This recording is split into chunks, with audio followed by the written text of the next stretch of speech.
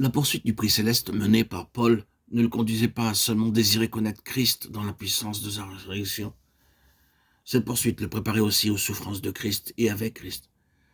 Ceci positionne les souffrances à leur juste place en relation avec l'objectif d'atteindre le but de la gloire. Bien souvent, nous ne mettons pas les souffrances à leur place exacte. Il en résulte un trouble. Les souffrances deviennent alors une préoccupation qui écarte tout le reste. Le Seigneur désire que nous accordions la véritable place aux souffrances. En conséquence, elles auraient une importance bien moindre. Car j'estime que les souffrances du temps présent ne sont pas dignes d'être comparées avec la gloire à venir qui doit nous être révélée. Romains 8, 18. Cette gloire est celle des enfants de Dieu. Cette gloire était celle-là même que Paul décrivait comme étant le grand prix de Christ à remporter. Considérons Romains 8 afin de découvrir la signification de l'expression « gagner Christ ». Nous y voyons l'intention de Dieu de nous rendre conformes à l'image de son Fils. Gagner Christ signifie obtenir cette conformité à Christ. C'est le prix de l'appel céleste. Cela inclut d'atteindre la plénitude de Christ dans la perfection morale et spirituelle, car cette perfection constitue sa gloire. Ainsi, il en résulte pour nous d'arriver moralement et spirituellement là où Christ se trouve, c'est-à-dire dans sa place d'exaltation. Cela est le but, c'est le prix. Nous ferions bien de conserver à l'esprit cette issue glorieuse lorsque nous serons révélés avec Christ et rendus comme lui, la manifestation des fils de Dieu. Pour le moment, nous soupirons. Si nous pouvions analyser nos soupirs, nous découvririons peut-être qu'ils représentent une attente.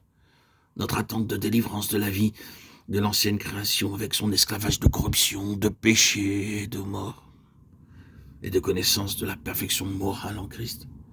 Ah, ces soupirs cesseront bien un jour, marquant ainsi notre atteinte à la conformité parfaite à l'image de Christ. Voici ce que Dieu a ordonné par avance. L'œuvre de Dieu au sein de la création qui soupire est en relation avec sa préconnaissance et sa préordination. Une telle prédestination ne se limite pas simplement au salut. Elle touche à l'issue même du salut. Et ceci fait toute la différence. L'issue du salut est d'être rendu conforme à l'image de Christ. Car ceux qu'il a connus par avance, il les a aussi prédestinés. Non pas à être sauvés ou perdus, mais à être conformes à l'image de son Fils. Le commencement de l'œuvre de Dieu dans la création qui soupire est l'œuvre de l'Esprit du Fils en nous. Cette œuvre nous établit en tant que fils et nous permet de crier « Abba, Père ». Cette œuvre est la préparation secrète de ces fils qui constitue la clé de la délivrance de l'état de vanité et de désappointement prédominant aujourd'hui. La création entière doit être délivrée et amenée dans le plaisir de la liberté et de la gloire des fils de Dieu. Ce résultat est l'issue de la puissance de la résurrection œuvrant en nous. Notre adoption au titre de fils nous lie à l'émancipation de cette vanité imposée à la création entière.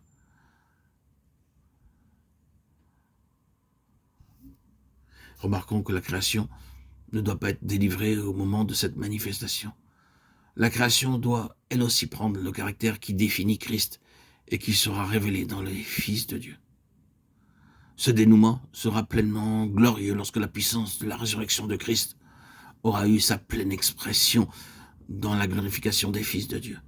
Et cela se produira au moment où les fils de Dieu recevront leur corps glorifié, conforme au sien.